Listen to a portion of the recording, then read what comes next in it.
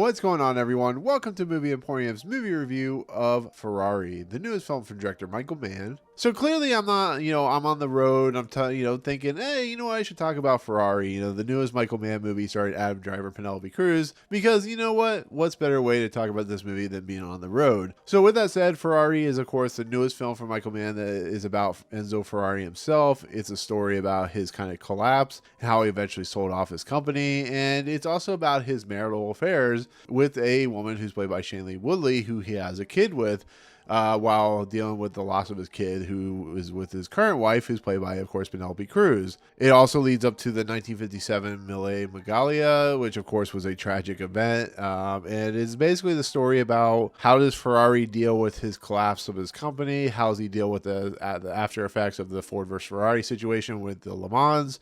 And it's Adam Driver, once again, trying to do an interesting accent while being very, very stoic, as Enzo Ferrari very, very much was. So, Michael Mann is directing it. I love Michael Mann, as most people do, with He and, of course, The Insider. He's a very talented director, but he hasn't done a huge amount of stuff recently. It's because he's of his age and stuff like that. So whenever he does a film, it's usually an event film, something that can be very, very poetic when it comes to his directorial efforts. So with that said, I was really excited to see this movie. I really was. And I heard it was really good. I also heard it was really bad. And so here I am on the road. And my review of Ferrari, in my honest opinion, is it's not a very good movie. One of the most disappointing films I've seen this year.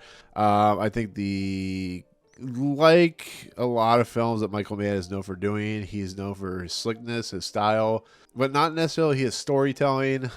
This is a film that takes forever to get going.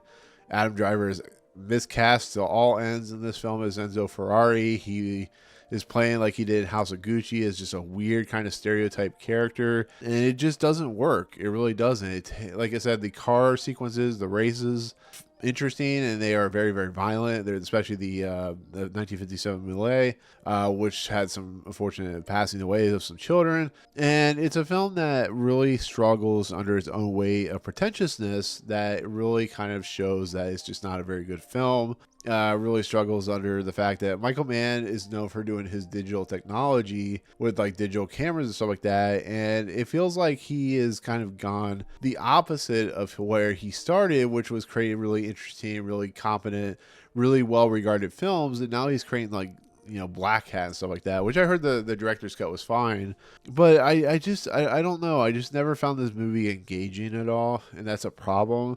I think Penélope Cruz, while interesting and entertaining, and I'm sure she'll get an Oscar nomination, I didn't really find that she was given much to do in this movie. She has her things, and she has her questions about why he keeps leaving and going off to do what he needs to do and stuff like that. And then Shailene Woodley gets like the most to do in this movie, and even she doesn't get a lot to do.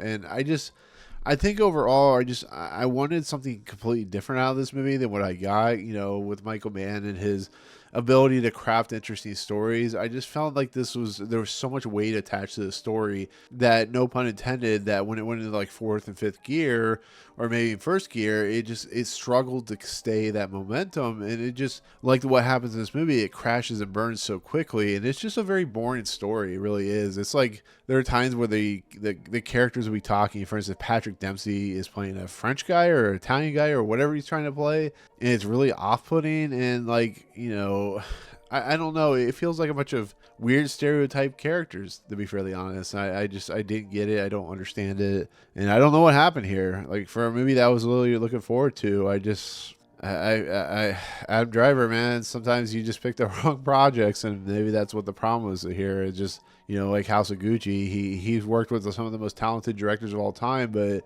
some of these projects he picks up are just not very good, to be fairly honest. So, like I said, it's a very slick looking movie. It is definitely have a period piece. And I think, once again, when the driving and when the racing happens, when it focuses itself, I think that's when it really works.